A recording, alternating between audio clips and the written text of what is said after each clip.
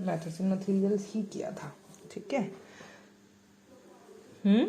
AIIMS and objective, yes, पहले हमने AIIMS और ऑब्जेक्टिव किया और उसके बाद हमने मेथड्स और मटेरियल किया। एम्स और ऑब्जेक्टिव का मैं तुम्हें थ्योरी भी दे दी थी और उसका प्रैक्टिकल भी तुम्हें दिखा दिया था।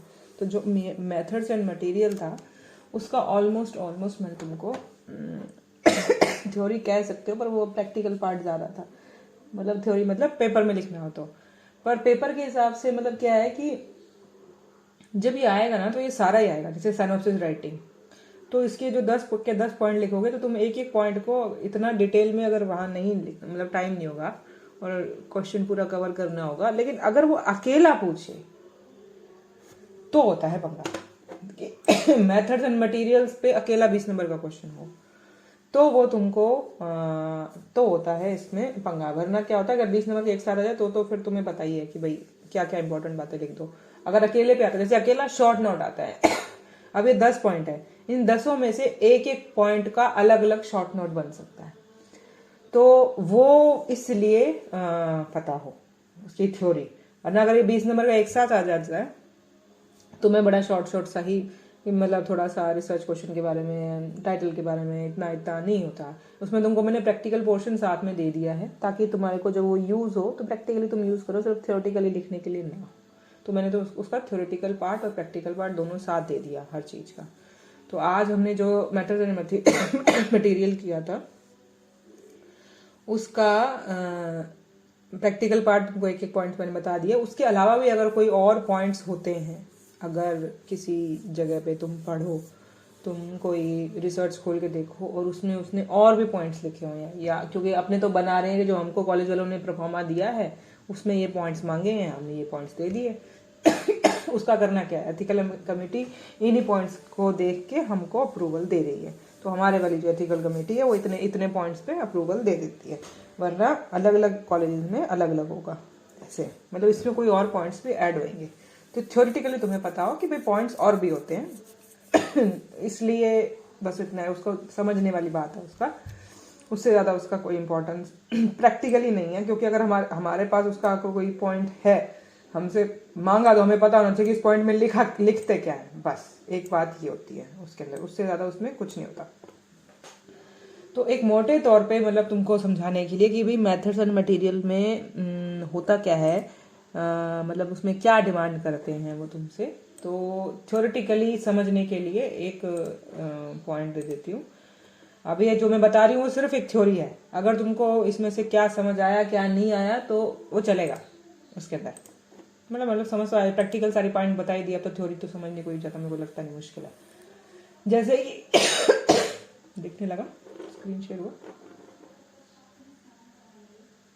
ओके दिख रहा है। तो इसमें जैसे कि जो मटेरियल पार्ट होता है और मेथड पार्ट होता है, जो तुमको बताया था मैंने, मेथड्स एंड मटेरियल बोलो, उसको उल्टा बोला, ऐसे जैसे मर्जी कर लो, ठीक है।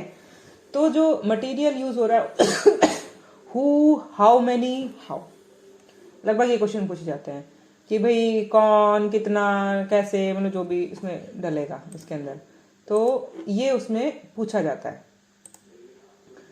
तो इसमें क्या होता है, मतलब ये सिर्फ एक जो हम पहले उस दिन प्रैक्टिकली सुना था हमने जो कुछ सब कुछ, उसको एक तरीके से बस उसका एक फ्रेमवर्क तैयार करने के तुम्हारे दिमाग में दे रही हूँ थोड़ा सा। ये स्टेप्स नहीं है, मतलब एक तरीके से यही स्टेप लिखने, मेथड और मटेरियल की थ्योरी आए, ये भी लिख सकते हो एक तरीके से, नहीं तो और इससे बेटर स्टेप्स मैं तुमको और दे दी हूँ वो लिखने के लिए। मुझे उठा लेना, ये मिडिल पार्ट समझ लो कि ये थ्योरी और प्रैक्टिकल के बीच का सा एक फ्रेमवर्क सा है, ताकि तुमको टोटल से पॉइंट से ध्यान रहे। अच्छा, जो मेथड मटेरियल के पॉइंट्स बनते भी हैं, भले मुझे इसमें से 5 पॉइंट पता है जो हमारे वाले पूछ रहे हैं, भले उसके 10 पॉइंट होते हैं या 25 पॉइंट होते हैं, मतलब और उसमें से ऐड हो सकता है मटेरियल, तो मतलब उसमें क्या क्या और पूछा जाता है दूसरी यूनिवर्सिटीज में। तो हम टोटल अगर 25 पॉइंट पढ़ रहे हैं तो वो जो 5 पॉइंट या 25 पॉइंट बनने का टोटल क्राइटेरिया क्या होता है, मतलब कैटेगरीज क्या क्या होती हैं एक तरीके से, कि किस किस कैटेगरी में पॉइंट्स बनते हैं। तो मैं उसको पॉइंट्स कैसे कैसे स्टेप्स में ये पूछा ये तुमको बता दिया अपने वाले के साइड, मोस्टली जो अपने वाले में जितना मुझे पता था वो तुमको बता दिया। तो अब टोटल और कैसे कैसे बनता है, जैसे कि जो मटेरियल होता है उसमें जो पॉइंट बनता है वो बनते हैं स्टडी पॉपुलेशन के हिसाब से। जैसे कि मैंने बोला पॉपुलेशन क्या चीज, जिस पे तुम्हारा रिजल्ट लगने वाला है, तो उसमें से हम निकलता क्या, उस बारे में पूछा क्या था, सैंपल साइज, कि उसमें से तुम कितने लोग सिलेक्ट कर रहे हो। मेथड ऑफ रिक्रूटमेंट, उसमें से तुम 50 लोग सीक्रेट सिलेक्ट करोगे, वो कैसे सिलेक्ट करोगे, उसे कहते हैं जो सैंपल साइज हो गया, फिर हो गया सैंपल को पिक करना, कि ये 50 लोग कैसे सिलेक्ट करें। फिर इंक्लूजन और एक्सक्लूजन क्राइटेरिया, वो इससे रिलेटेड होता है। Vulnerable population and safeguards. Vulnerable population, vulnerable कौन सी होती है, जैसे कि प्रेग्नेंट वुमेन्स, जैसे कि छोटे बच्चे, और जिन पे साइड इफेक्ट आने के चांसेस होते हैं, या जिनके साथ मतलब जो लोग अपने साथ अगर कुछ गलत हुआ तो आवाज उठा पाएंगे कि नहीं, वनरेबल वाली बात उससे कहते हैं एक तरीके से। और जो स्टडीज होती हैं, क्योंकि जैसे माइनर्स हैं वो जैसे छोटे बच्चे, और जैसे कि जेल के कैदी हैं ऐसे करके, तो अगर उन पे स्टडीज होगी, उनके साथ कुछ होगा, तो ह्यूमन राइट्स तो उनके भी होते हैं ऐसे वाले, पर मतलब उनकी सुनवाई कम होती है, ऐसे वाला मतलब सीन रहता है। तो वनरेबल पॉपुलेशन के बारे में कुछ बात मतलब कुछ हो, या एथिक्स में आगे जब पढ़ेंगे तो और समझ में आएगा। पर यह है कि अगर मटेरियल्स की बात हो रही होगी, तो हम इससे रिलेटेड कुछ उसमें मैटर लिख रहे होंगे। अब उसमें एक हेडिंग तुम्हारा मांगता है, 2 मांगता है, 4 मांगता है, जैसे मांगता है। और दूसरा चीज कि टिश्यूज या बॉडी फ्लूइड्स या डेटा जो हम कलेक्ट कर रहे होंगे, उसके बारे में कुछ लिखा होता है, जैसे उसका कलेक्शन कैसे करोगे। जैसे कि तुम उसका HB टेस्ट कर रहे हो, तो HB उसका एक उसकी बॉडी का पार्ट है। तो कोई टिश्यू है, अगर को तुम उसका कोई बायोप्सी करा रहे हो, या कोई और फ्लूइड, स्लाइवा है, जैसे कि हो सकता है कुछ भी, तो उसका कलेक्शन कैसे करते हो, उसको स्टोर कैसे करोगे, उसका ट्रांसपोर्टेशन कैसे होगा, उसका डिस्पोजल कैसे होगा, वो रीयूज है या नहीं, या शेयर, अगर उससे रिलेटेड जो डेटा आएगा तुम किसी और से शेयर कर रहे हो कि नहीं। तो ये जो मटेरियल्स वगैरह, अब हमारे वाले में इतना नहीं पूछा हुआ, वरना ऑल ओवर जनरल जो तुम रिसर्चेस, बढ़िया रिसर्चेस पूछोगे, उसी बहुत होता है। मतलब ये आजकल बहुत इसको इंपॉर्टेंस दी जाती है एज ए वर्ल्ड लेवल पे। तो ये लगभग ये होता है, इसमें पॉइंट्स होते हैं, इसके साथ ये होते हैं। और उसका स्टोरेज कैसे करोगे, मतलब जैसे कि डेटा तुम शेयर कर रहे हो, तो डिस्क्लोज तो नहीं कर रहे हो, उसका नाम तो नहीं डिस्क्लोज हो रहा है, इस तरीके से सब मतलब सेंसिटिव इन्फॉर्मेशन होती हैं। तो ये सब बताया जाता है कि इसी हेडिंग्स के अंडर। अब उसमें से हमारी हेडिंग्स कितनी है वो पता लगता है। और मेथड्स में पूछा जाता है हाउ एंड व्हाट। जैसे कि मेथड्स क्या है, जैसे कि हम हिस्ट्री कैसे कर रहे होंगे, उसकी एग्जामिनेशन कैसे कर रहे होंगे, उसकी इन्वेस्टिगेशंस कैसे हो रही होंगी, कौन सी प्रोसीजर्स चल रहे होंगे, इंटरवेंशंस कौन सी चल रही होंगी, उसको किस टाइप की इंटरवेंशन दी जाएगी, असेस कैसे करेंगे उस सब चीज का। तो ये मेथड्स होते हैं, कौन सा मेथड है। तो अगर तुमसे पूछे कि मेथड क्या चीज होता है, तो उस मेथड के अंदर ये होता है। तो तुमसे अगर शॉर्ट नोट ही पूछा है कि मेथड्स क्या होते हैं, मेथड्स एंड मटेरियल क्या होता है, मेथड, तो मेथड ये होता है इसके अंदर। और इसको पूछने की हेडिंग्स अलग अलग किस तरीके से पूछ रहे हैं। और टूल्स, अगर बोले टूल्स तो होता है क्वेश्चनर। मेथड्स क्या होता है, मटेरियल्स क्या होता है, और टूल्स क्या होते हैं एक तरीके से। तो ये एक तरीके से बाई चांस डेफिनेशंस बन जाती है कि इसमें लिखते क्या है ऐसे करके। वो क्योंकि जो मेथड्स और मटेरियल के जो तुमको मैंने बताया, वो ऑलमोस्ट ये सारी हेडिंग्स मर्ज हैं। कि भाई कहीं तो लिख दिया कि एग्जामिनेशन स्टडी डिजाइन लिख दिया, उसके बाद लिख दिया सैंपल साइज लिख दिया, उसके बाद में कोई प्रोसीजर लिख दिया। तो मतलब ये कोई अल्फाबेटिकली ऐसे बोला जाएगा कि पहले ये मेथड्स लिखे जाएंगे, उसके बाद उसके मटेरियल्स लिखे जाएंगे, उसके बाद टूल्स लिखेंगे, ऐसा कुछ नहीं है। वो बीच में जहां सेटिंग आ रही है, जैसा जैसा कुछ सेट बैठ रहा है, वैसे वैसे उसके अंदर मर्ज्ड है वो हेडिंग्स ऐसे करके। पर ऑलमोस्ट और कैटेगरीज देखोगे तो इस चीज के बारे में पूछा जाएगा। टूल्स जैसे क्वेश्चन क्या पूछ रहे हो, डेटा कलेक्शन फॉर्म, कंसेंट, जैसे कि असेसमेंट टूल्स या स्केल्स। जैसे कि स्केल्स की बात करूं तो मतलब ये अपने कम यूज करते हैं, वरना स्केल बनाते हैं एक तरीके से।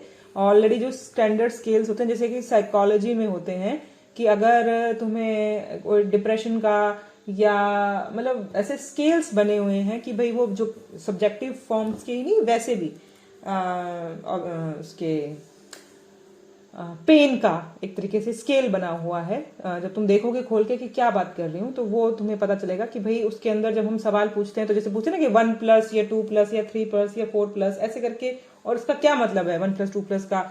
ये तो एक बहुत बहुत छोटा फॉर्म मैंने तुमको बता दिया, पर एक स्केलिंग होती है उसकी। जब तक तुम उसको खोल के देखोगे तब तक स्केल समझ नहीं आएगा। स्केल का मतलब जैसे स्केल क्या चीज होती है, एक मापदंड करने का एक तरीका होता है। भले वो सब्जेक्टिव सिम्टम्स हैं या कोई और ऑब्जेक्टिव सिम्टम्स है, कुछ भी है, तो उसका एक स्केल फॉर्म होता है, जो कुछ स्केल्स ऐसे बने हुए हैं जो वर्ल्ड वाइड एक्सेप्टेबल हैं। अगर उससे रिलेटेड, अगर साइकोलॉजी में तुम डिप्रेशन से रिलेटेड कोई काम कर रहे हो तो उसका डेटा कलेक्ट करने का एक ये स्केल होएगा, उसके अकॉर्डिंग ही वो डेटा कलेक्ट किया जाएगा और वर्ल्ड वाइड एक्सेप्टेड होगा जो उसका रिजल्ट आएगा। भले वो स्टडी का टाइप कुछ भी था, किसी भी तरीके से वो स्टडी फॉर्म करेगी, पर जो डेटा कलेक्ट किया गया उसका उसमें ये स्केल कहीं ना कहीं यूज होएगा, ऐसे वाला। तो इस तरीके के और बहुत तरीके के असेस करने के स्केल्स होते हैं, टूल्स होते हैं। और फिर होता है स्टैटिकल टेस्ट और ये consent forms, patient information script जो होती है, मतलब उसको बताने का तरीका और उसके कंसेंटिंग फॉर्म्स वगैरह हो जाए, इन्फॉर्म कंसेंट जो होती है उनकी। तो ये ऑलमोस्ट सा उसका पूरा स्ट्रक्चर होता है। तो तुमको मैंने पहले प्रैक्टिकल दिखा दिया क्योंकि तुमने वही देखा हुआ था पहले और तुम वही फील करके आए थे। अब तुमको मैंने ये दिखाया कि वो सारा कुछ ये था, इनमें से पॉइंट्स बने हुए थे, मे बी और भी इसमें से पॉइंट्स होंगे, मोटे मोटे यही होते हैं मैक्सिमम। तो इसमें भी शायद कहीं और कुछ और बढ़िया मटेरियल दिया हो तो इसमें कोई पॉइंट्स ऐड हो सके हो। तो ऑलमोस्ट ये चीज होती है उसके अंदर, ताकि तुम्हें पता हो कि अच्छा ये कहाँ से आ गया, ये तो मेरे मेथड मटेरियल में मैंने कभी सुना ही नहीं था, तो ऐसे वाला ना हो। ठीक है, तो और जो इसका थ्योरी फॉर्म है, क्योंकि वो 2-3 पॉइंट्स हैं, वो तुमको क्लिक करके दे दूं ताकि तुमको ऑलमोस्ट कंप्लीट हो जाए कि मेथड्स और मटेरियल्स में और क्या क्या हो सकता है। ये जस्ट जानने के लिए है, और इसमें से जो तुमको पॉइंट्स लगे कि भाई अपने कॉलेज में तुम्हारे क्वेश्चन में तुमने अटेम्प्ट करना है, अपनी मर्जी से कर लेना, प्रैक्टिकली यूज होने वाले तुमको मैंने बता दिए ऐसे। इसका एक्सप्लेनेशन भी ऑलमोस्ट चीजों का मैंने तुमको दे रखा है।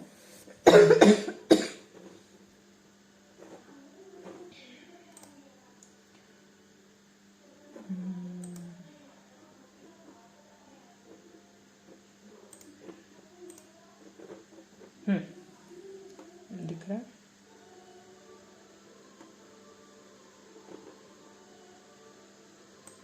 ओके, ठीक है। तो ये रहा मेथड्स एंड मटेरियल। ऊपर वाले को छोड़ो, नीचे वाले को देखो। मेथड्स एंड मटेरियल क्या होता है, मेथडोलॉजी और मेथड्स में क्या फर्क होता है, एक डेफिनेशन दे दो, क्लिक कर लो इसको, नहीं तो मैं इसमें पोस्ट कर दूंगी काट के। तो ये मतलब ये जस्ट मतलब इसमें से भी शायद तुमको 2 लाइनें चाहिए होंगी, मैटर तुमको दे दिया, इसमें से मर्जी कितना मर्जी पढ़ लेना, ऐसे वाली बात है। ठीक है, और उसके बाद में है जैसे type of study, study design, study area, study stating या स्टडी पीरियड, ऐसे करके। तो टाइप क्या होता है वो भाई बता दिया कि भाई जो हम रिसर्च टाइप पढ़ के आए थे, कौन सा डिस्क्रिप्टिव है, ऑब्जर्वेटरी है समथिंग। डिजाइन कौन सा यूज हो रहा था, कितने डिजाइन पढ़े हमने, कि क्रॉस ओवर है, लॉन्गिट्यूडनल है, कोहार्ट है, क्या है वो होगा। स्टडी एरिया, किस एरिया में जाके तुम्हारी स्टडी हो रही है, मतलब जैसे कहेगी जैसे लोकेशन क्या है, जैसे अपने उसमें लिखते हैं अपना कॉलेज का एड्रेस, ऐसे करके। सेटिंग क्या है, मतलब इन ओपीडी में देख रहे हो, आईपीडी में देख रहे हो, या किसी मेडिकल कॉलेज में देख रहे हो, या कोई क्लिनिक में देख रहे हो समथिंग, ऐसा करके जब एरिया बताओगे उसके साथ सेटिंग उसी के साथ ही लिख दी जाती है। पीरियड कौन सा है, मतलब उसका preparatory period, data collection phase कौन सा होगा, डेटा एनालिसिस फेज कौन सा होगा, मतलब टाइम पीरियड बताया जाता है कि 1.5 साल की स्टडी है, उसमें से 4 महीने ये है, 2 महीने ये है, लास्ट के 1 महीना ये है, लास्ट की रिपोर्टिंग में 15 दिन, ऐसे करके। तो ये मतलब मोटा मोटा सा हेडिंग्स वगैरह कई लोग देखते हैं, क्लिक कर लो, इतना डिटेल में नहीं, बस तुमको हेडिंग्स बता रही हूँ कि ये ऐसी एग्जिस्ट करती हैं। और उसके बाद में जो ये पूरा डेटा कलेक्ट जो बताया तुमको, उसका ना कई बार लोग चार्ट बनवा लेते हैं, जैसे कि अक्टूबर, ये एक चार्ट बना के उसी चीज को याद रखने का या बताने का तरीका कि भाई मैंने जब टॉपिक सिलेक्शन इतने इस अक्टूबर में किया था, और उसके बाद लिटरेचर रिव्यू मैंने लगातार करते ही रहे। देखो इसलिए कहा जाता है कि लिटरेचर रिव्यू होता रहता है, बारी बारी होता रहता है, तो लगातार होता ही रहता है।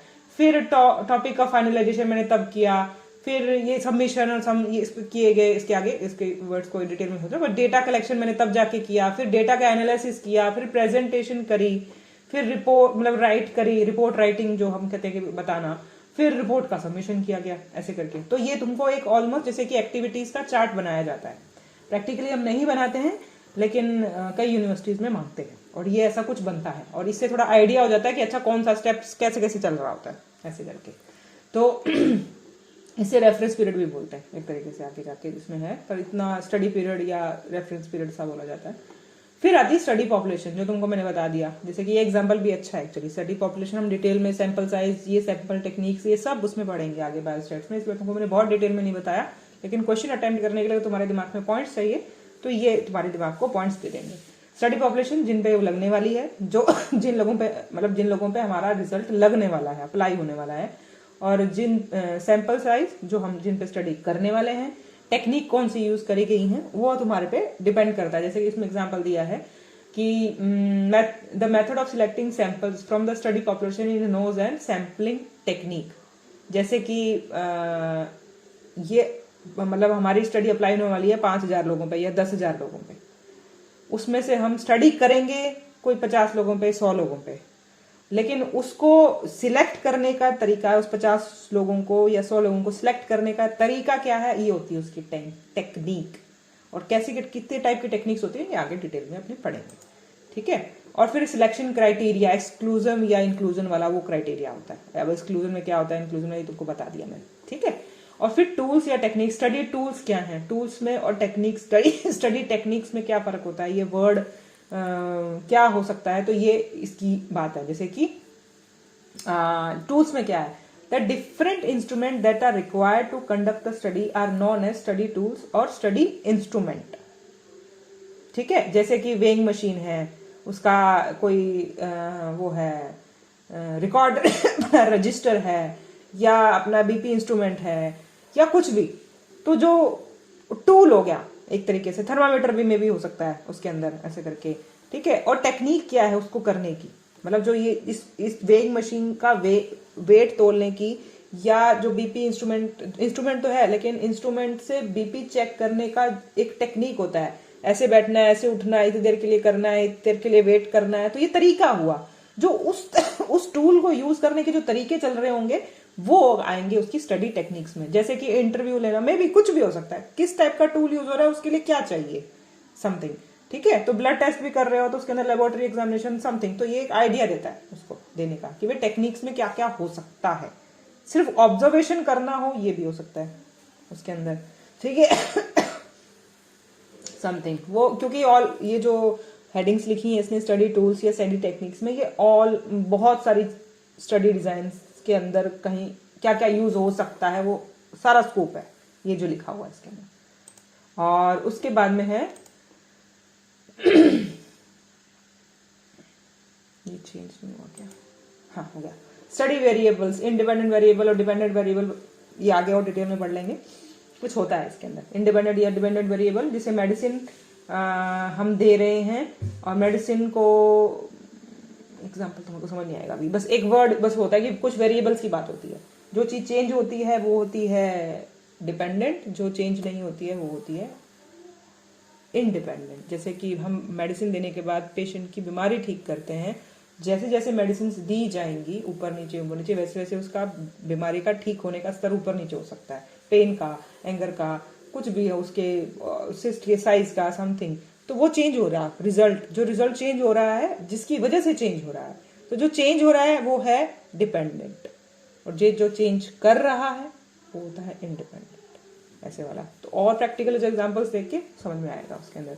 जैसे बोला जाता है कि कई डाइटरी एग्जांपल्स में यहाँ दे रखा है एक, in a study of prevalence predictor obesity dependent variable like physical activity. हाँ, जैसे कि फिजिकल एक्टिविटी है, ओबेसिटी का कोई केस है, तो फिजिकल एक्टिविटी करने से उसकी ओबेसिटी के साइज में फर्क पड़ता है, तो फिजिकल एक्टिविटी इंडिपेंडेंट हो गई, और ओबेसिटी का जो कुछ वेरिएशन जो उसके बॉडी में आता है वो आता है डिपेंडेंट, क्योंकि वो डिपेंडेंट है, जितनी ज्यादा फिजिकल एक्टिविटी उतना ज्यादा वेट लॉस, ऐसे करके वाला।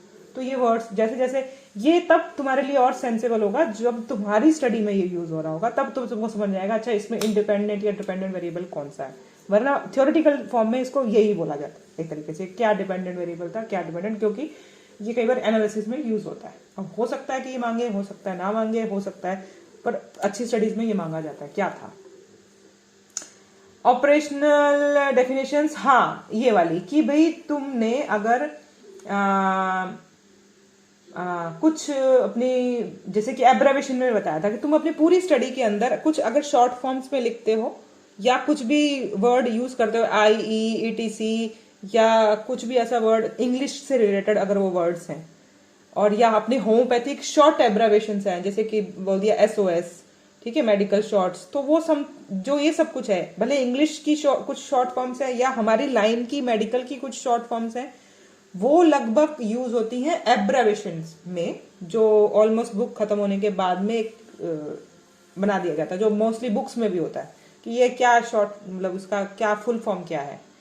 लेकिन कुछ अगर वर्ड्स हैं, जैसे हाइपरटेंशन या चेन स्मोकर इसमें लिखा हुआ है, कुछ ऐसे वर्ड्स हैं जो तुम्हारी स्टडी, अगर जैसे कि तुमने एलर्जिक राइनाइटिस लिखा, और एलर्जिक राइनाइटिस की हम सारी डेफिनेशंस वगैरह इंट्रोडक्शन में डाल देते हैं कि क्या मतलब था एलर्जिक राइनाइटिस से, और उससे हम स्टडी कर रहे हैं। और लेकिन अगर ऐसे और भी वर्ड्स हैं तो उन वर्ड्स को यहाँ डिफाइन किया जाता है। जैसे कि करंट स्मोकर्स, अगर कोई वर्ड ऐसा आ रहा है जैसे कि जैसे कि वनरेबल पॉपुलेशन ऐसे करके, तो ये पता होता है कि वनरेबल पॉपुलेशन, लेकिन मेरे केस में वनरेबल पॉपुलेशन कौन है, क्योंकि मैं बच्चों को स्टडी कर रहा हूं, तो मेरे केस में वनरेबल पॉपुलेशन दिस बच्चे। तो ऐसे करके कुछ वर्ड्स होते हैं, अगर आपकी ही स्पेसिफिक स्टडी से उसका कोई मतलब है तो उसको भी इसी मेथड्स एंड मटेरियल के अंदर एक सेक्शन बना के डिफाइन किया जाता है कि ये है मतलब मेरी स्टडी में इसका।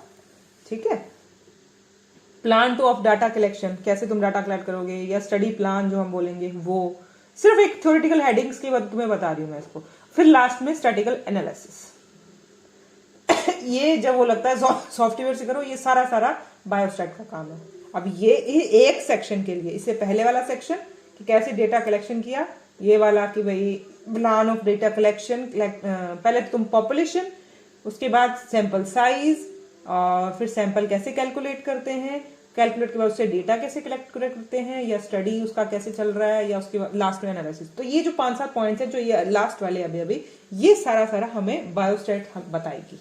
तो यहाँ वाला मामला मैथ से जुड़ा हुआ आने लगता है एक तरीके से। इससे पहले तक सिर्फ अपनी थ्योरी से और कंसेप्ट से जुड़ा हुआ मामला था।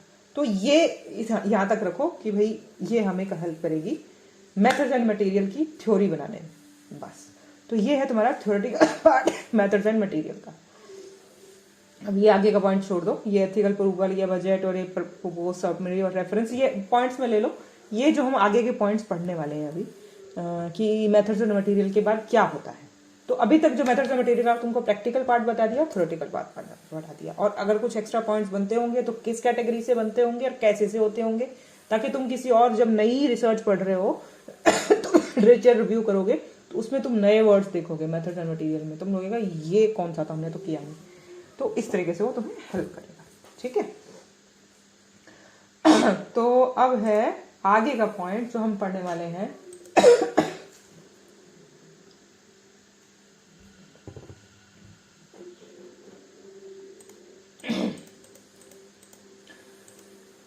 तो आगे का क्या पॉइंट है, कौन सा पढ़ना था?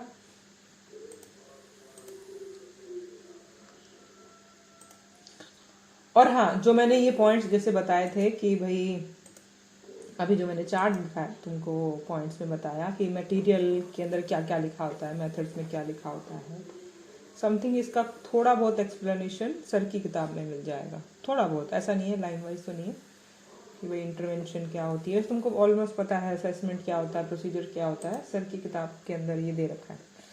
तो किसी को अगर और डिटेल में पढ़ना है तो मेरे से वो नोट्स भी दे देना, सर की किताब के पेजेस हैं, ऐसे किसी के पास किताब है तो उसमें देख लेना।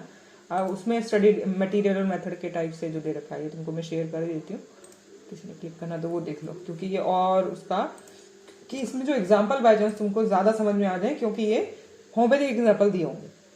जैसे मेथड्स और मटेरियल के अंदर क्या होता है, इंक्लूड स्टडी डिज़ाइन, देखने लग गया ना। हाँ, तो जैसे कि मटेरियल एंड मेथड्स में क्या आता है, स्टडी डिज़ाइन या पार्टिसिपेंट्स की क्या बात कर रही है, eligibility criteria, inclusion exclusion, settings and locations तुम्हें बता दिए, intervention, homeopathic intervention, preparation of the medicine and selection of the homeopathic medicine, ऐसे करके अगर कोई आइडिया देना हो। फिर इसमें भी बताया outcome measures and assessment parameters, जो तुमको मैं बता दिया, रैंडमाइज या ब्लाइंडिंग या स्टैटिकल एनालिसिस। पॉइंट्स वही है, इसका पूरा डिटेल अगर किसी को देखा हो तो उसमें अगर कुछ और होम्योपैथिक एंगल्स तुम्हें हेल्प मिलती होगी तो इसको एक्सप्लोर कर सकते हो, इसके अंदर भी दे रखा है सर वाली किताब के अंदर। क्योंकि ये तुमको अल्टीमेटली हमको जब तक कोई होम्योपैथिक एग्जाम्पल नहीं मिलेगा, शायद हम कितनी बढ़िया थ्योरी पढ़ लें उसका प्रैक्टिकल यूज ना कर पाए। ठीक है, तो अब करते हैं आगे।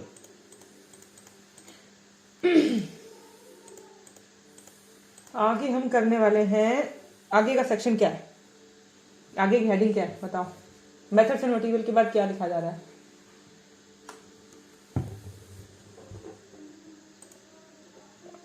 बताओ बताओ। हाँ, और रिजल्ट्स के बाद में, हाँ डिस्कशन, और उसके बाद में यस। तो आज हम करने वाले हैं, ऑलमोस्ट कोशिश करूंगी कि आधे घंटे में तुमको तीनों हेडिंग्स करा लूँ, क्योंकि इस तीनों हेडिंग्स में कोई बहुत ज़्यादा सोच विचारना नहीं है। सोच विचारना मतलब ये है कि ठीक है चल जाएगा, तुमको समझ आ जाएगा इसके अंदर। जैसे कि इसमें लिखा जाता है रिजल्ट्स में, सबसे पहले दिख रहा है। अब जैसे मैंने वो बात बताया कि भाई मेथड्स ऑफ मटेरियल में किसके बारे में बताया जाता था, डिस्क्लोज किया जाता था, स्टडी पॉपुलेशन क्या है, मेरी सैंपल साइज क्या होगा, ये क्या है। अब उसके बाद में हम उसकी हेडिंग्स के एंड तक पहुंचते पहुंचते हम कहाँ पहुंच गए थे, मेथड्स ऑफ मटेरियल के हेडिंग्स क्लोज करते करते हम पहुंच गए थे स्टैटिकल एनालिसिस तक। ठीक है, तो अब जो स्टैटिकल एनालिसिस कर लिया, स्टैटिकल एनालिसिस मतलब ये समझ लो कि तुमने एक का HB मेडिसिन लेने से पहले 8 था और उसके बाद में मेडिसिन लेने के बाद वो 12 हो गया HB, एक सिंपल सा एग्जांपल दिया। तो जो ये 8 से 12 हो गया, तो इसमें कितना डिफरेंस आया, 4 का। तो ये क्या पेशेंट इंप्रूव हुआ, इसको बताना, डिफाइन करना कि हाँ पेशेंट इंप्रूव हुआ है, क्योंकि जो ऑलमोस्ट स्टैंडर्ड मतलब HB है वो है 11 से 13, तो हमारा पेशेंट उस नॉर्मल कैटेगरी में आ गया। तो इस तरीके की जो डेफिनेशन वो बताना होता है, वो वहाँ उस मेथड्स ऑफ मटेरियल के अंदर होता है कि हम क्या प्रोसीजर लेंगे, क्या होगा, क्या फिर डेफिनेशन होगी, सब कुछ उसमें बता दिया, कंसेंट या फॉर्म या कुछ भी। तो उस एरिया में हम लगभग उसका डिस्क्लोजर कर देते हैं। अब उसमें से जब हम हमारे पास जो मैटर आ रहा था उसका स्टैटिकल एनालिसिस भी कर दिया कि हमारे पास जो ये मैटर अवेलेबल हो गया, अब आएगा इसका एनालिसिस। तो स्टैटिकल एनालिसिस इससे जस्ट पहले हम कर आए, इस रिजल्ट वाली हेडिंग से पहले। तो उसमें हमने एनालिसिस क्या किया होगा, उससे मिला क्या, अब उसको बताना।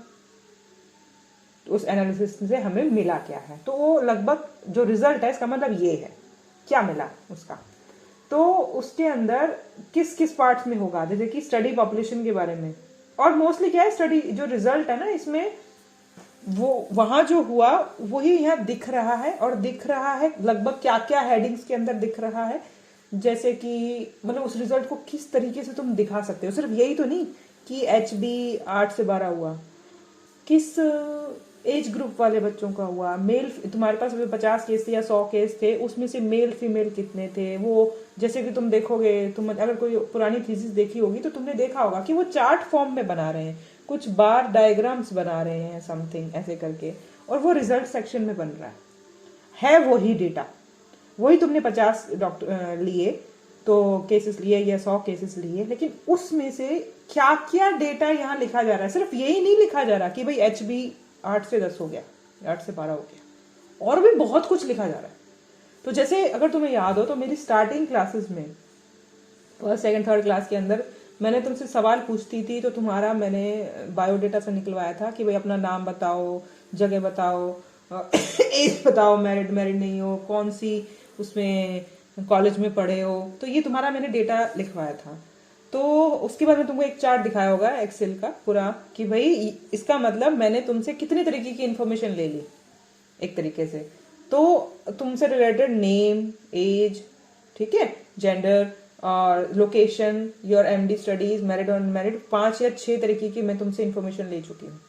और ये सारी की सारी, भले मैंने तुम मतलब पूछा कोई भी सवाल एक तरीके से पूछा, उसके बाद में उसके अकॉर्डिंग मैंने कोई अपना एनालिसिस किया, मैंने ये देखना चाहती थी कि मैं, मेरा सवाल ये अपने दिमाग में, मेरा क्वेश्चन ये था कि मैं तुम्हारे अकॉर्डिंग सूटेबल टाइम कैसे निकालूं। तो उसके लिए मुझे तुम्हारा ये 6-7 कैटेगरी का डेटा मिला, और उसके सवाल तो मेरा ये एक ही था, और उसके अब उन सबको देखने के बाद मुझे लगा अच्छा ये टाइम में सेट रख सकती हूँ उसके अंदर।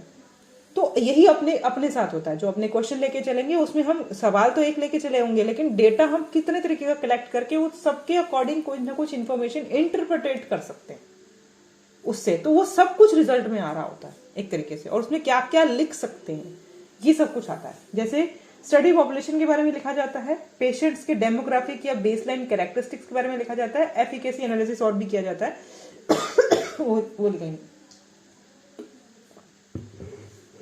जैसे ये बताया मैंने 8 से 12 होना, ये आता है एफिकेसी एनालिसिस में, और ये बहुत डिटेल में नहीं बताऊंगी, बस इतना बता दिया। आज के तुमको नोट्स दे दूंगी, पढ़ने की भी जरूरत नहीं है इतना डिटेल में, क्योंकि समझ नहीं आएगा, अभी वो थोड़ा लेवल नहीं है। बस ये आइडिया दे रही हूँ कि ऐसा कुछ होता है।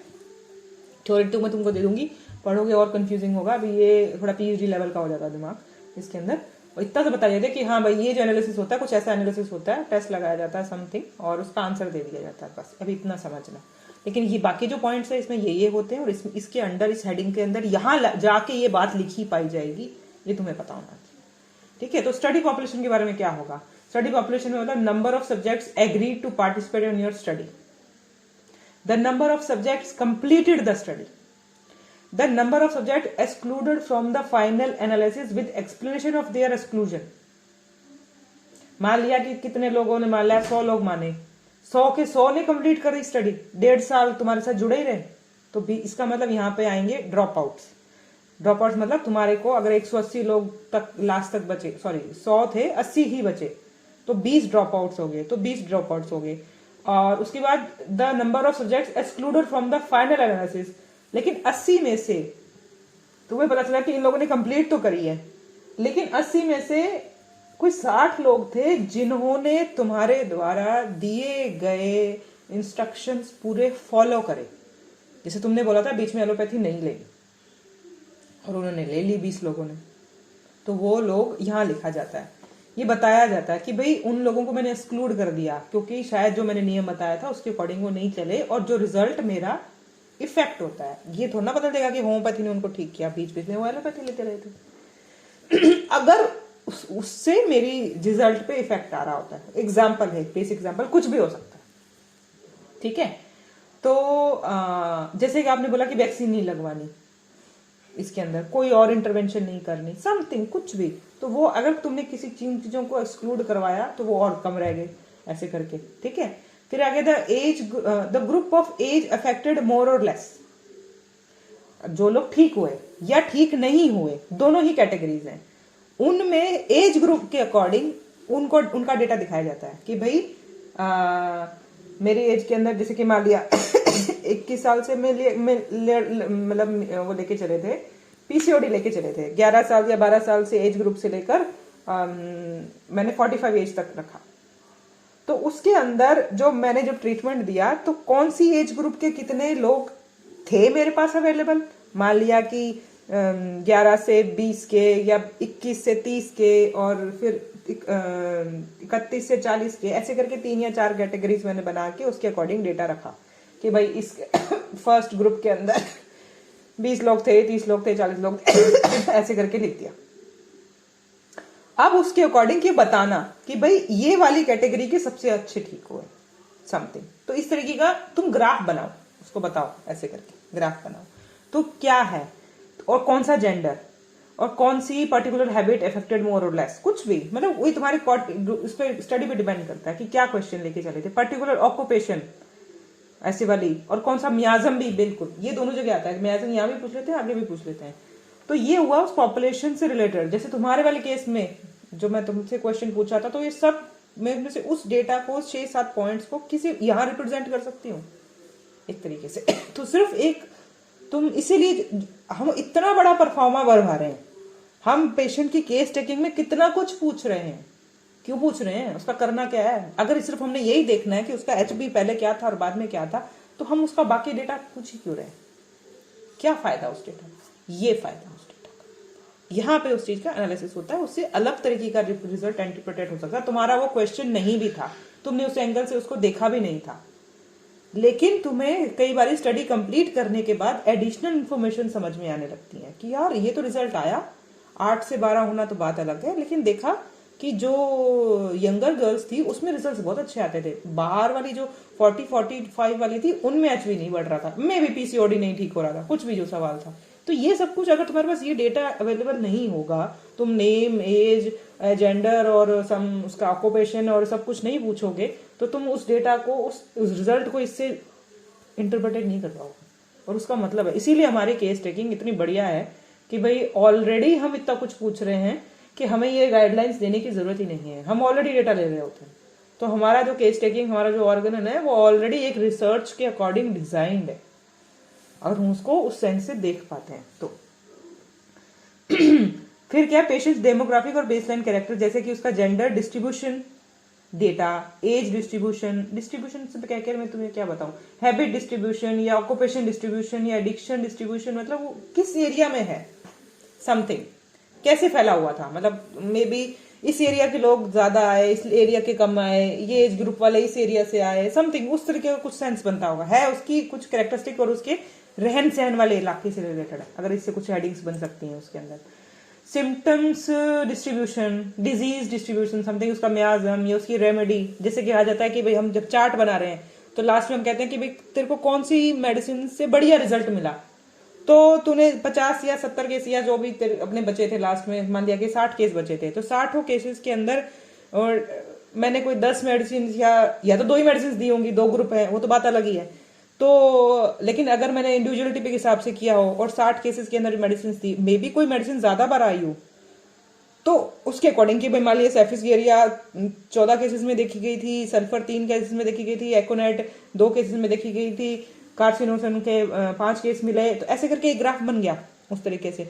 तो ऐसे मियाजम का ग्राफ बन गया, डिजीज का कोई और डिजीज उसके अंदर कुछ एडिशनल थी, समथिंग कोई सिम्टम्स का कि भाई इस तरीके के सिम्टम्स बहुत मिले, तो वो भी तुम उसका ग्राफ बना सकते हो। तो कितनी ज्यादा वेरिएबिलिटी होगी, मतलब उसमें क्या क्या डल सकता है एक तरीके से, ठीक है। तो ये एक तरीके से जो डलेगा, ये जो वेरिएबिलिटी वाला ये जो चार्ट है, इसको मतलब देख लो बस, क्या मतलब है कि इसका एज, जैसे एज या एज डिस्ट्रीब्यूशन या जेंडर या मेल फीमेल, उसका एक मीन निकाला जाता है, ये वाला टिकमा करके रख लो, ये तुमको बायोस्टैट में समझाऊंगी, पर यहाँ यूज होता है, मतलब यहाँ वो लिखा जाएगा ऐसे। इसका कुछ कुछ पोर्शन ऑफ बायोस्टैट से ही तुम्हें समझ में आएगा, यहाँ समझ नहीं आएगा, पर लिखा यहाँ जा रहा है, ये तुम्हारे दिमाग को पता होना चाहिए, ठीक है। एफिकेसी एनालिसिस भी छोड़ दो, इतना नहीं करना, मतलब बस तुमको बता दिया कि भाई ऐसा समथिंग कुछ होता है, ये इसका क्लिक कर लो, इस सर की किताब से ये, ओके ठीक है। ये है ये कि भाई 8 से अगर कोई चीज 12 हुई है तो उसको कैसे समझाते हैं, समथिंग ऐसे वाला, तो इसको थ्योरेटिकल फॉर्म में रखो बस। तो अभी तक का ओके ठीक है। तो हमने क्या पढ़ा, अभी हमने पढ़ा रिजल्ट्स, और रिजल्ट्स में हम क्या क्या लिखते हैं, क्या क्या पॉइंट्स, और कहाँ कहाँ से डेटा आ सकता है, इसमें ऐड हो सकता है, और सिर्फ डिस्प्ले होता है उसका चार्ट फॉर्म में, टेबल फॉर्म में, किसी भी तरीके से जो हमारे पास डेटा था, बस वैसे का वैसा लिखा जाता है, ठीक है। तो और हमने क्या पढ़ा इसमें, एक पॉइंट और पढ़ा हमने, ये वाला रिजल्ट्स का, हाँ 3 कैटेगरी से ये मोस्टली डेटा मिलता है, स्टडी पॉपुलेशन के बारे में, पेशेंट्स के बारे में, या एफिकेसी एनालिसिस के बारे में। 2 हमको तुमको बता दिया, तीसरे का भी इतना बस इतना ही याद रखना कि ऐसा होता है साथ ही, ठीक है। तो अब जो अगला पॉइंट है वो अपना है डिस्कशन, कि हम डिस्कशन में क्या करते हैं।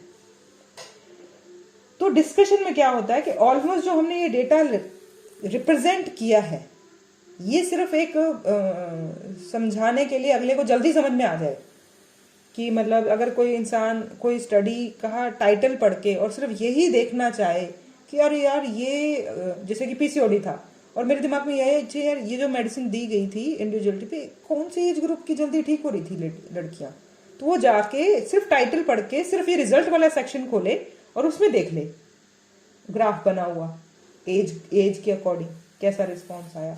तो तुमने सिर्फ टाइटल पढ़ा, तुमको लगा मेरे काम का था, और यहीं आके इंफॉर्मेशन देख ली। और अगर उसको उसका थ्योरेटिकल एक्सप्लेनेशन चाहिए कि कैसे कैसे मिली, तो उस रिजल्ट वाले सेक्शन का लगभग थ्योरेटिकल एक्सप्लेनेशन डिस्कशन पार्ट में लिखते हैं, लेकिन डिस्कशन में एक तरीके से लिखते वही है। तुम पुरानी थीसिस वगैरह उठा के देखोगे तो उसमें तुमको दिख जाएगा कि यहाँ चार्ट फॉर्म था, उस चार्ट फॉर्म का ही समझाने का जो थ्योरेटिकल फॉर्म है वो लगभग डिस्कशन में लिखा हुआ है, मोटे मोटे तौर पे ये बोल सकते हैं, और भी लिखा होता है। जैसे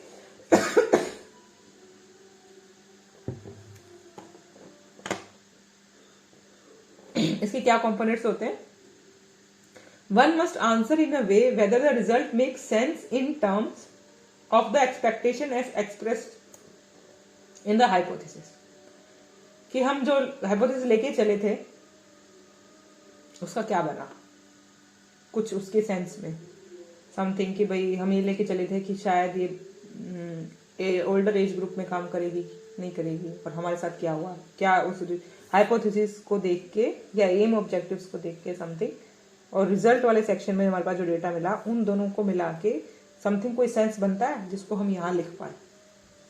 तो ये एक कहा जाता है कि make sense something. If the result agrees with previous work, text या research articles that one read before beginning clinical practice या theoretical consideration, then it is fine. If not, then one has to explain why, or one may leave it unresolved by writing I cannot explain it. जैसे कि हम जो literature review पढ़ के आए थे और उसमें कुछ देखा था, मैंने बताया था कि इसमें पॉजिटिव्स निकल रहे हो या नेगेटिव्स निकल रहे हो, वो लिखने होते हैं। अब तुम्हारे पास पॉजिटिव या नेगेटिव या कुछ भी मिला था, तुमने रिव्यू ऑफ लिटरेचर में पढ़ लिया, अब रिजल्ट सेक्शन ने बता दिया कि तुम्हारा रिजल्ट क्या दिख रहा है, तो तुम उस रिव्यू ऑफ लिटरेचर में जो पॉजिटिव या नेगेटिव्स कहे गए थे या कोई भी सेक्शन ज्यादा बोला गया था कि नेगेटिव रिजल्ट्स ही आते हैं समथिंग, कुछ भी नेगेटिव पॉइंट्स बोले गए थे, तो तुम्हारा रिजल्ट क्या शो कर रहा है। तो अगर जो ऑलरेडी जानकारी अवेलेबल थी दुनिया को वो ही सेम तुम्हें मिली तो तुम यही लिख दोगे, कुछ नया नहीं पाया वही पाया। लेकिन अगर कुछ अलग मिला समथिंग और तुम्हारा रिजल्ट और उनके रिजल्ट से कुछ क्लैश मिल रहा है तो तुम लिखोगे क्या हुआ और क्यों मिल रहा है जी, कोई रीजनेबल या ओपिनियन या कुछ भी है। और अगर कुछ समझ नहीं आ रहा तो सीधा लिख देते हो कि we cannot explain it, क्या क्यों डिफरेंस आ रहा है।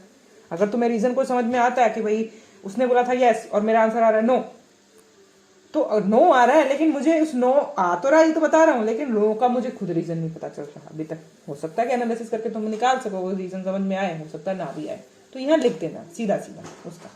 One must write down, next है one must write down where the limitations, this sample size of course छोटा रह गया, अगर कोई लिमिटेशन सारी तो यहाँ पे भी दिखी जाती है।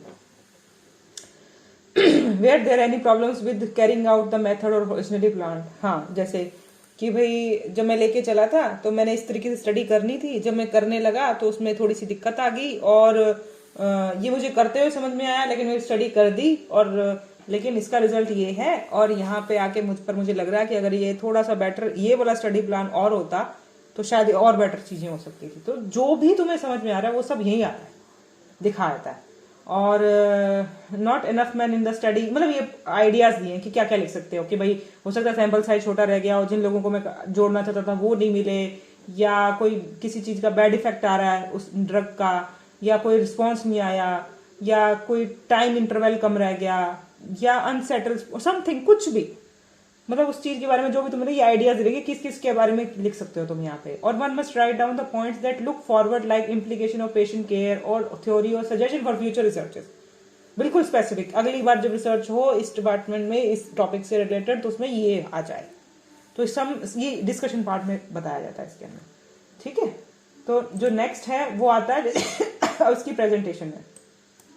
प्रेजेंटेशन मतलब कि भाई कैसा सा दिखना चाहिए ये, कि one must not be verbose और रिपीटेटिव, बारी बारी एक ही बात नहीं घुमा के लिखनी, सिंपल लैंग्वेज में हो, सिंपल वर्ड्स यूज करो, एक लॉजिकल थॉट्स बना के चलो, और जैसे कि one must use the present tense for the discussion कि ऐसा सम है, स्पेशली फॉर एस्टेब्लिशिंग फैक्ट, ये जो टेंस की बात जरूर लिखिए, क्योंकि हम उसमें क्या लिखते हैं जब हम साइनॉप्सिस लिखेंगे, सॉरी ये थीसिस के डिस्कशन की बात बता रही हूँ, साइनॉप्सिस के अंदर डिस्कशन में हम क्या लिखेंगे, कुछ भी नहीं होगा हमारे पास ज्यादा लिखने के लिए, क्योंकि ना तो हम उसका रिजल्ट सेक्शन कुछ हो रहा होगा, तो साइनॉप्सिस के अंदर हेडिंग्स में क्या मिल रहा होगा, तो ये तीनों की लास्ट में तुमको मैं हेडिंग्स डिफरेंशिएट करा लूंगी।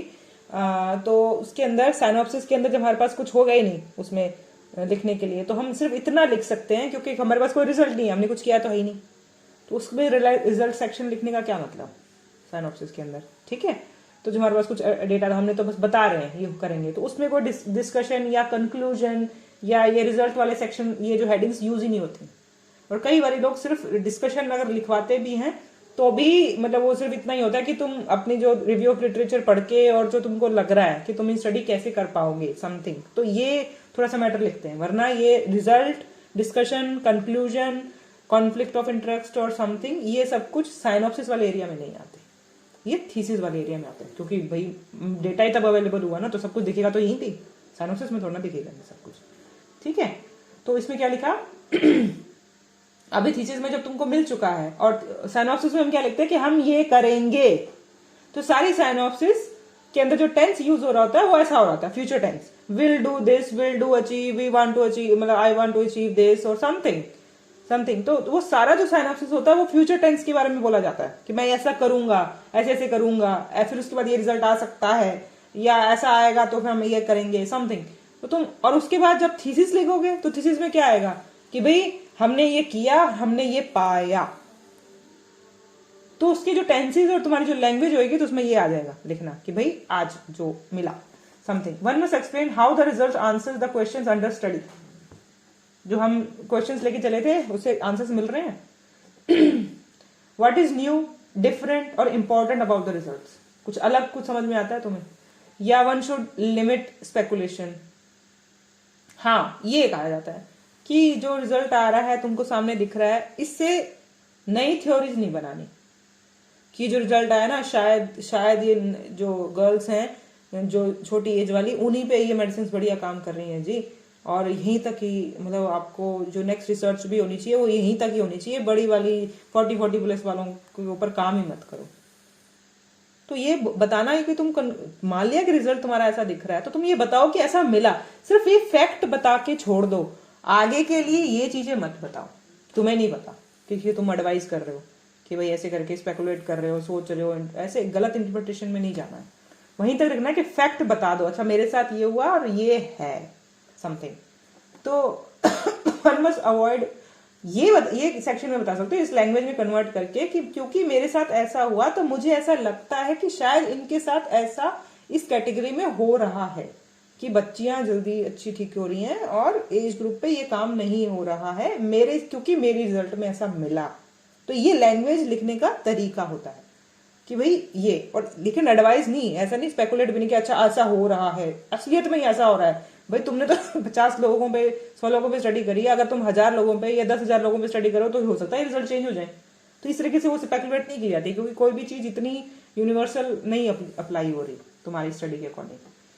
वन मस्ट अवॉइड बायस लैंग्वेज और बायस साइटेशन द प्रीवियस वर्क और समथिंग। इसको मैं साइटेशन का मतलब तो मैंने पहले बताया था, मैंने तुम्हें याद है किसी को? आई थिंक 3rd लेक्चर में बताया था साइटेशन।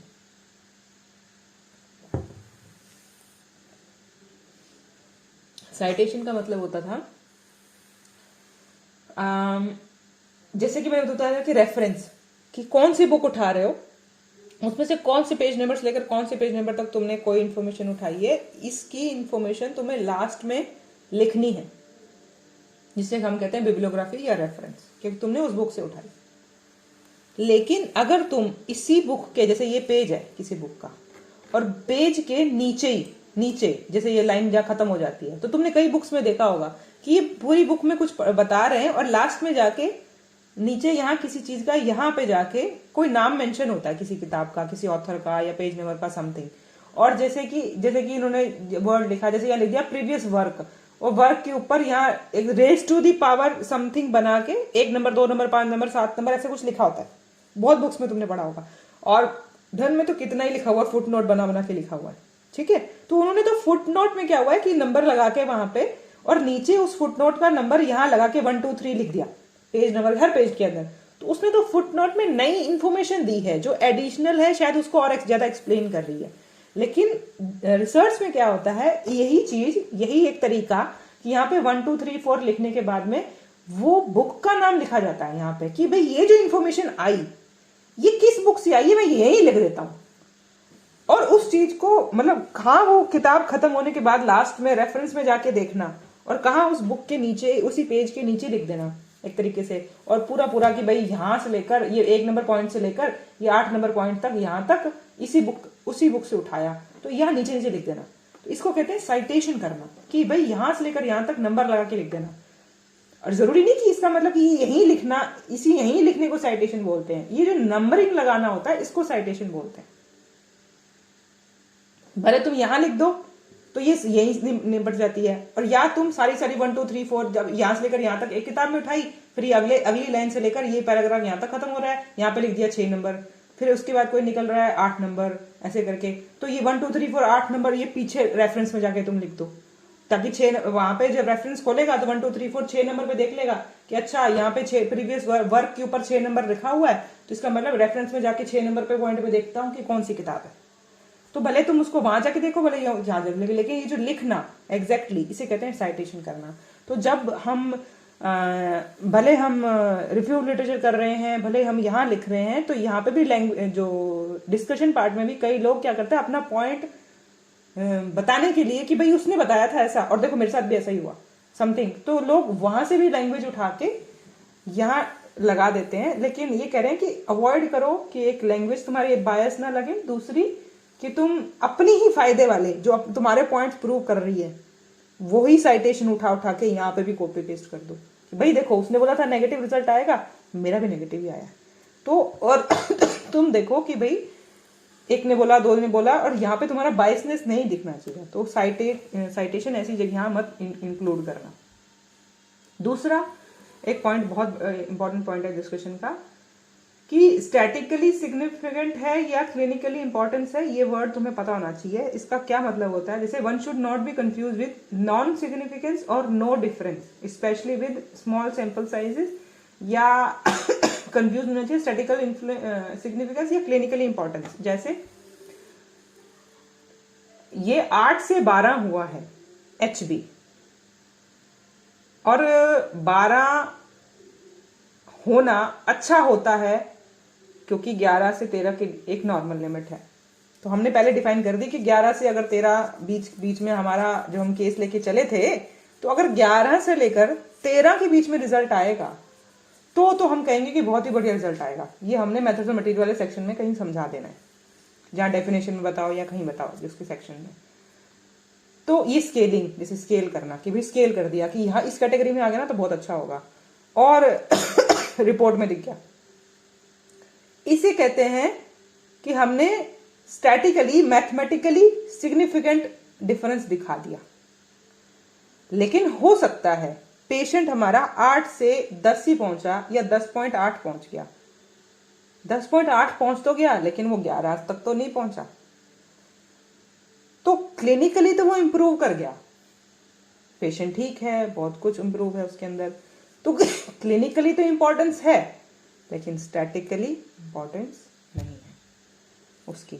तो हमारे बहुत सारे ऐसे रिजल्ट्स होंगे जो हम कहेंगे कि स्टैटिकली तो हमको दिखता नहीं, मैथमेटिकली तो हम उसको प्रूव नहीं कर सकते, लेकिन क्लिनिकली क्योंकि पेशेंट ठीक है तो क्लिनिकली वो इंपॉर्टेंट है।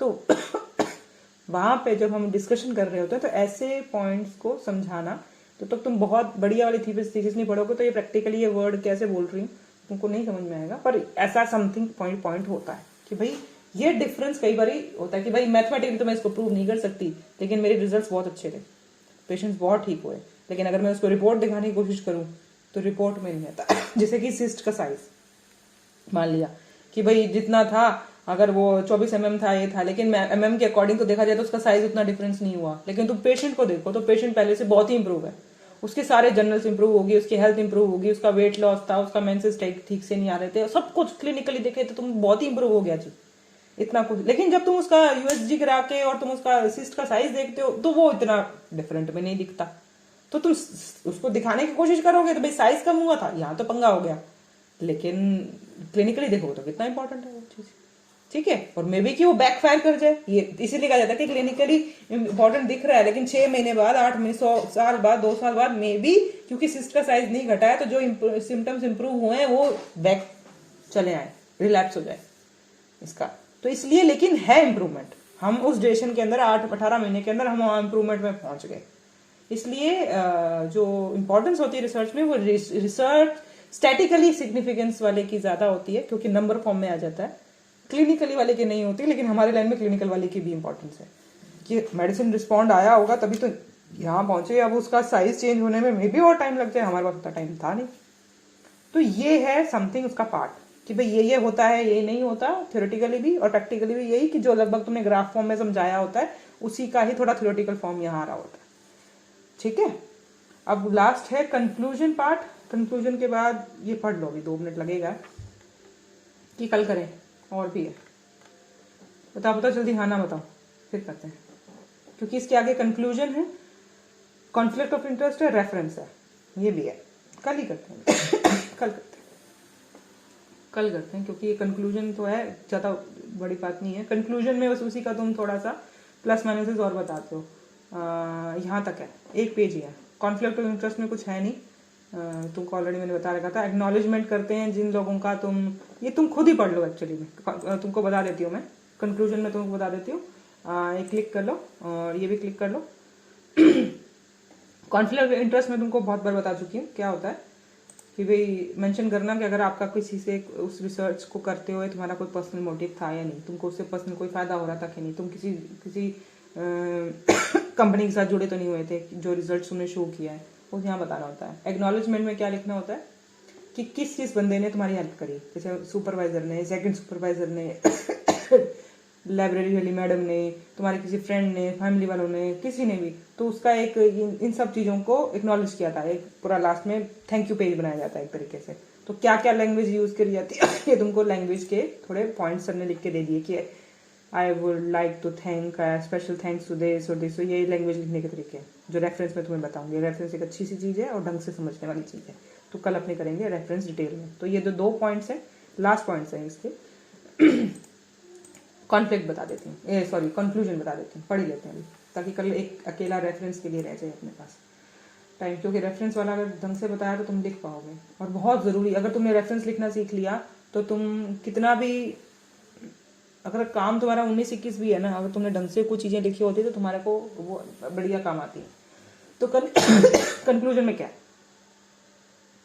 हमने भी पढ़ा रिजल्ट ग्राफ फॉर्म में, डिस्कशन समथिंग उन्हीं उसी रिजल्ट्स को दिखाने लिखने का एक तरीका। तो कंक्लूजन में क्या बचा, कंक्लूजन में उसमें जो बचा है उसके अंदर वो है before writing conclusion one must know about the functions of conclusion, strategies or writing effective ones, or how to draft conclusion and the conclusion studies to avoid। क्या क्या लिखना है, क्या क्या नहीं लिखना। लिखते क्या है, just as our introduction act as bridge that transports our reader from their own lives to the place of the analysis, the conclusion can provide a bridge to help the readers make the transition back to their daily lives।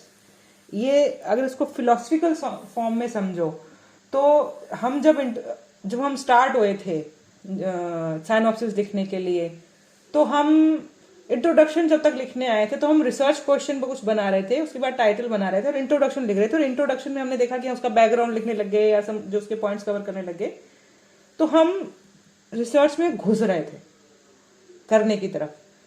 और conclusion हमें research से बाहर निकलने का, कि अभी मैं इतना कुछ जो मैंने किया, इतना स्टडी किया, इतना डेटा कटा, उसका एनालिसिस करा, उसका डिस्कशन करने के बाद अब क्या कंक्लूड है, मतलब एक तरीके से समाप्ति की घोषणा की तरफ हम चल रहे हैं कि मैंने इतना कुछ कर लिया और ये इसका कंक्लूजन है। तो ये आपको एक तो फिनिशिंग पॉइंट देता है एक तरीके से, तो ये आपका एक लास्ट। और कई लोग क्या करते हैं कि जब थ्योरी वो थीसिस लिखने बैठते हैं, जैसे कि साइनॉप्सिस किया और सारा डेटा इकट्ठा कर लिया और उसके बाद तुम लिखने बैठ रहे हो थीसिस, तो कई लोग कंक्लूजन पहले लिखने लग जाते हैं कि भाई कंक्लूड करते हूँ ऐसे, ये मिला मुझे।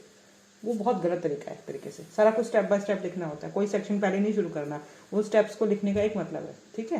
तो थ्योरेटिकल फॉर्म में कहा जाता है कि क्या स्ट्रेटेजी होनी चाहिए। We asked our welfare, so what. अब मैंने तुमको अगर याद हो तो मैंने तुमको बताया था रिसर्च की स्टार्टिंग में कि हाउ, व्हेन, व्हाई, ये क्वेश्चंस पूछे जाते हैं और लास्ट में पूछा जाता है कि सो व्हाट।